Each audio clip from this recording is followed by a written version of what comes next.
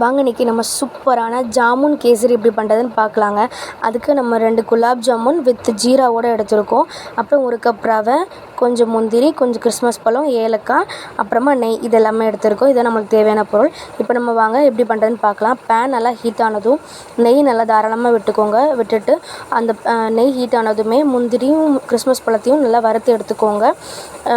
அப்புறம் நம்ம குலாப் ஜாமுன் பண்ணுற வீடியோ ஆல்ரெடி நான் போட்டிருக்கேன். கண்டிப்பாக அதையும் பாருங்கள். பார்த்து எப்படி இருக்குன்னு கமெண்ட் பண்ணுங்கள். இப்போ நம்ம முந்திரியும் கிறிஸ்மஸ் பழமும் நல்லா வறுபட்டதும் அதே நெய்யில் நம்ம எடுத்து வச்சுருக்கோம் இல்லையா ரவை, அதையும் போட்டு நல்லா வறுத்து எடுத்துக்கோங்க. நீங்கள் ரவையை நல்லா வறுத்திங்கன்னா அந்த ரவை நல்லா வெந்து சூப்பராக நல்லா வரும். அதனால தான் ரவையை நல்லா நெய்யில் வறுத்துக்கோங்க. இப்போது நம்ம நெய்யில் வறுத்ததுக்கப்புறமா எந்த கப்பில் நம்ம ரவை எடுத்தோமோ அதே கப்பில் 1க்கு 1.25ங்கிற ரேஷியோவில் நம்ம தண்ணி எடுத்துக்க போகிறோம். இப்போ நான் 1 கப் ரவைக்கு 1.25 தண்ணி எடுத்துருக்கிறேன். ஸோ எடுத்துகிட்டு நல்லா மிக்ஸ் பண்ணிட்டு அந்த ரவை நல்லா தண்ணி உறிஞ்சி அந்த ரவை வெந்து வர ஸ்டேஜில் நம்ம குலாப் ஜாமுன் ஆட் பண்ணிக்கலாம். ஆக்சுவலாக இந்த ஐடியா எப்படி வந்துச்சுன்னா, நம்ம குலாப் ஜாமுன்ஸ் பண்ணியிருந்தோம் இல்லையா, அது மீதமாயிடுச்சுங்க. அதை வேஸ்ட் பண்ணாமல் எப்படி யூஸ் பண்ணலான்னு யோசிக்கும் போது தான், ஏன் நம்ம அதை வச்சு ஒரு கேசரி பண்ணக்கூடாதுன்னு தான் யோசிச்ச ஐடியா தாங்க இது. ஆக்சுவலாக அது வேஸ்ட் ஆகிறதுக்கு பதிலாக அதாவது இப்போது கேசரி பண்ணதை தனியாக நம்ம சுகர் ஆட் பண்ணணும் இல்லையா, அதுக்கு பதிலாக இதே யூஸ் பண்ணிட்டா நம்மளுக்கு அது மிச்சம் தானாங்க. ஸோ யூஸ்ஃபுல்லாக ஒரு ஸ்வீட்டை வச்சு ஒரு ஸ்வீட் நம்ம பண்ணுறதுன்னு யோசிச்ச ஐடியா தாங்க இது.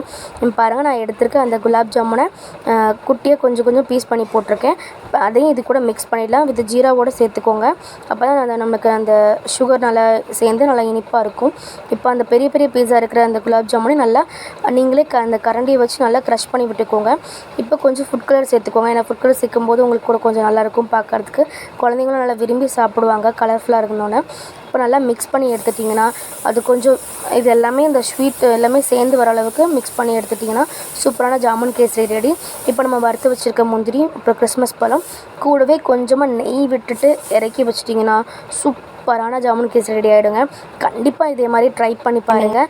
சூப்பராக இருந்துச்சு. நம்ம சேனலை சப்ஸ்கிரைப் பண்ணுங்கள், லைக் பண்ணுங்கள், கமெண்ட் பண்ணுங்கள், என்ஜாய் பண்ணுங்கள். உண்மையிலே சொல்லிடுறேங்க, சூப்பரான ஜாமுன் கேசரி ரெடி. நீங்களும் ட்ரை பண்ணுங்கள். தேங்க்யூ.